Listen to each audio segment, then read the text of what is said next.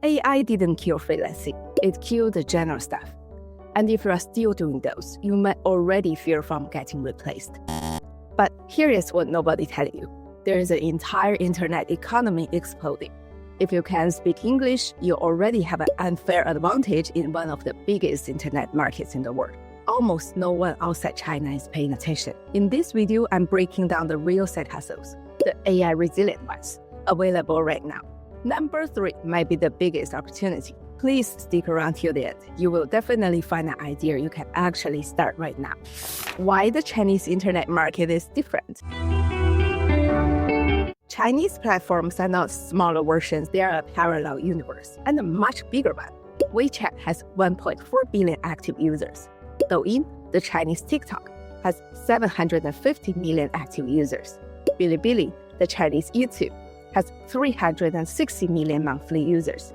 RedNote, the Chinese Instagram, which you might remember topping the US App Store when TikTok faced a ban, has 350 million users and is built entirely around the concept of social commerce. People go there specifically to discover and buy things, which have huge earning potential.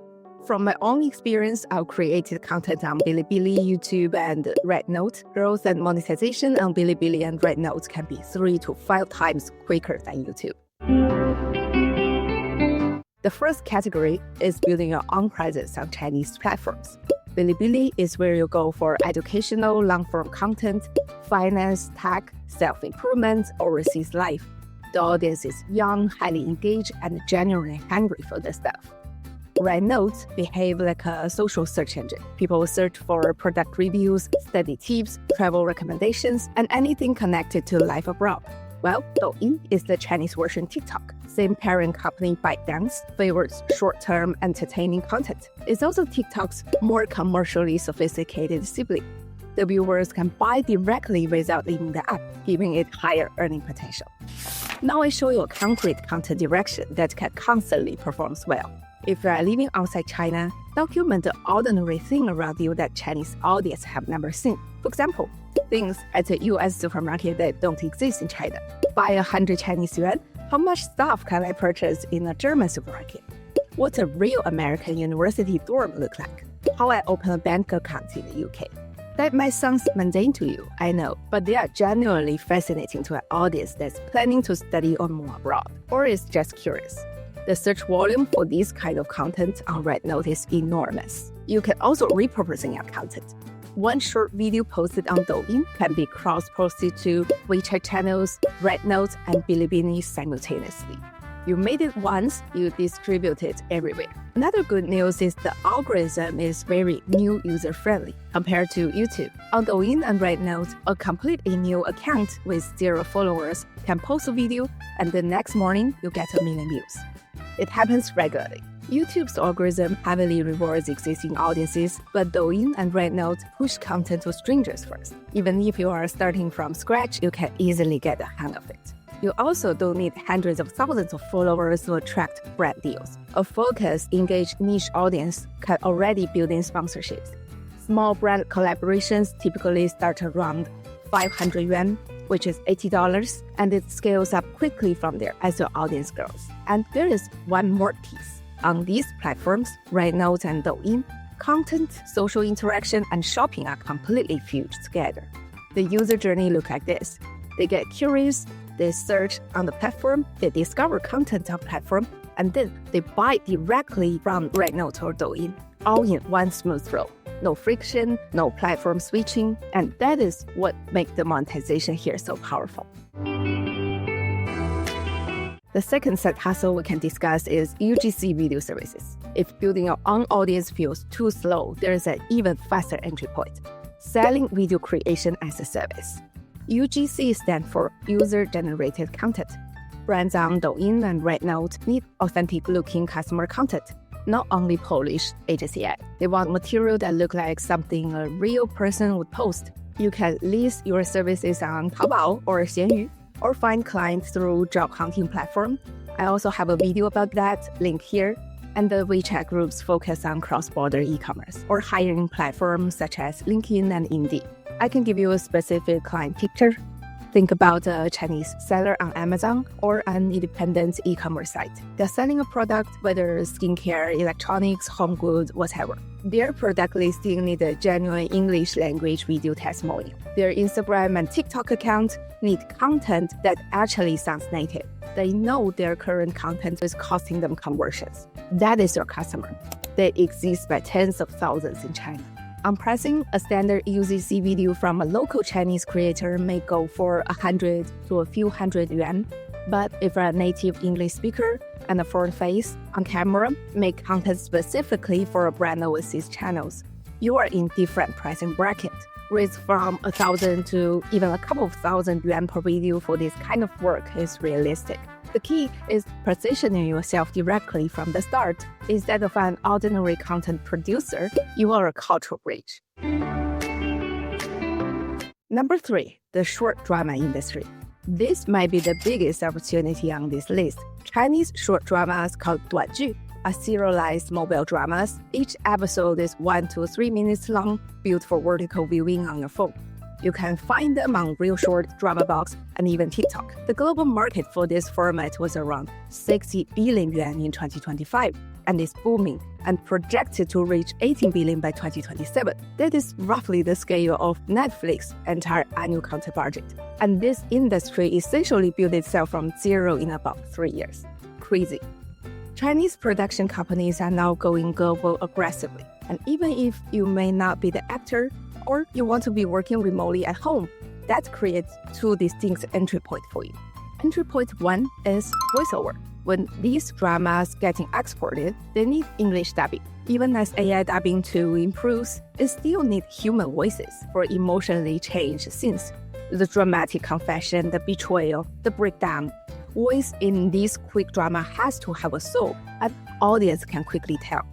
If you have good vocal range and a natural English accent, or a location-specific accent, these productions will pay for it. Finding clients isn't as hard as it sounds. Go to Real Short or Drama Box. Both are available on the App Store right now. Look at the production company names in their credit. Search them on Google or LinkedIn. Many already have English language business pages. You can also search 短剧出海 on LinkedIn. You can find the characters from the description below. And find companies actively hiring for international content roles. Send a short intro with a voice sample. This is still an early enough market that a cold outreach actually gets made. The entry point 2 is script localization.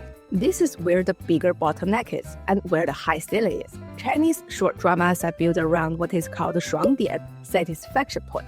The moment the billionaire CEO confesses, the moment the underdog slaps the villain and walk away. These beats are deeply embedded in Chinese storytelling culture and work incredibly well for Chinese audiences. But put that same script in front of American viewers, even the translations are 100% correct. Something may get lost. The emotional logic doesn't land every time. The power dynamics feels off, the dialogue sounds unintentionally funny. Bridging that gap is a real and rare skill. It's not translation, it's story restructuring. For example, slowing down a reveal because Western audiences need more setup, reframing a character's motivation so it resonates differently. The pay will reflect that. The people who can actually make a Chinese script land, this is much further than translations, can earn dramatically more. The industry has a massive gap between those two ends, and the people who can generally do the higher level work are in short supply. If this interests you, download Real Short or Drama Box, watch a few episodes and pay close attention to what feels off. The moment where you almost laugh but weren't supposed to, or where the emotion didn't land. That critical analysis is exactly the skill. Build a sample portfolio by taking an existing script and localizing a few, and then reach out directly to the production companies. Number 4, language tutor. If you're a native English speaker or a native speaker of any language that Chinese learner wants, you are sitting on an asset.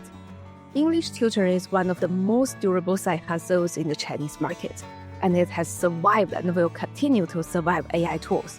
Because what Chinese learner ultimately want is interaction.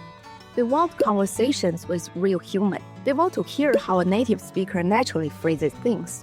They want to feel less nervous before a real-world conversation. A more lucrative angle is tax prep. TOEFL, IELTS, and SAT coaching are all in high demand, and rates are higher than the general English tutoring because stakes are high and the results are measurable. If you are taking these tests yourself and scored well, especially if you know the tricks, the common traps, the structures, you can charge premium rates. And there is mock interview coaching, which we will come back to. Here is the core point. Tutoring a specific task or a skill with a clear outcome is worth more than teaching English generally. You can find students on Chinese platform or social media or through existing tutoring platforms that connect foreign teachers to students. For example, Pracly, italki, or freelance platforms like Fiverr. You can do one-on-one sessions through Zoom, WeChat video call. You can do small group classes or even pre-recorded videos on knowledge platforms, which we will also mention later in this video. The fifth side hustle is study abroad consulting and application writing. This one has a high ceiling, helping Chinese students navigating overseas university applications, which is called 留学辅导. It's generally lucrative because the stakes are enormous and family emphasize education are willing to invest. There are different levels here. You can start from reviewing personal statement, helping with essays, proofreading application materials. At a higher level, you are guiding the entire strategy, which schools and majors to target, how to position the student profile, what extracurriculars to emphasize. Especially if you yourself attended a well-known Western university, that credential matters a lot. Application essay writing assistant, 文书写作, is specifically on demand. This isn't only ghostwriting, it's helping students find their own voice in a language and genre they are not familiar with. The skill involves understanding both what Western admissions and officers are looking for and how to bridge that with a student who has completely different cultural frame of reference. Moreover, if you can get one student into the target school, word of mouth will bring you more clients than you can handle. Number 6 is cross-border copywriting. As Chinese brands go global, they need marketing copy that actually sounds like English, not translated English or AI English, and they need someone who can tell them when their messages will land wrong with a Western audience, and why. I can give you a real example for this problem. A Chinese brand writes English ad copy that says, "Our product is very cost-effective." In Chinese marketing, 性价比, cost effectiveness is a genuine selling point. It doesn't feel cheap, it's selling something customers actively looking for. But in English, cost effectiveness sends a different signal. It may say we are cheap. Western consumers may read it as a red flag instead of a benefit. The brand has technically written correct English, but still completely undermine their own positioning without knowing it. That is the gap you feel. You are not competing with AI that produce grammatically correct English. You are the person who understands both the nuances behind the message and the cultural reception on the other end. You can bridge them. That is human skill. And it's genuinely in demand as more Chinese brands try to build real presence in Western markets. If you compare that copywriting with visual design skills, the value compound fast. Think localized brand assets, short-form video graphics, marketing decks for overseas expansion. And tools like Canva now make this more accessible than ever. Number 7 we can talk about is overseas community management. Chinese companies expanding internationally need someone to run their overseas social media. Instagram, Facebook, Twitter, YouTube, LinkedIn, Reddit, etc. This is called 海外社群运营, overseas community management. And this demand is real. You need to understand how the brand wants to present itself, and you need to know how to speak to a Western audience without sounding like it has been run through the translator or AI. This can be part-time, project-based, or ongoing retainer work. Companies looking for overseas community managers will often advertise on Chinese job platforms. We also have a video about that. And job platforms such as Indeed, LinkedIn, or through WeChat groups focus on cross-border business. You can also find these companies' website and reach out to them directly. If you build a portfolio, even with a few sample posts or personal projects, you are ahead of most applicants. Number 8 is knowledge product and online courses. This one has a high potential ceiling. In China, 知识付费, literally knowledge to be paid for. is a well-established concept. People pay for access to expertise, forecasts, courses, newsletters, live Q&A sessions. If you have a genuine expertise, for example, business English communication, overseas investment, how to freelance, how to build a YouTube channel, etc., you can package this into a course and sell it.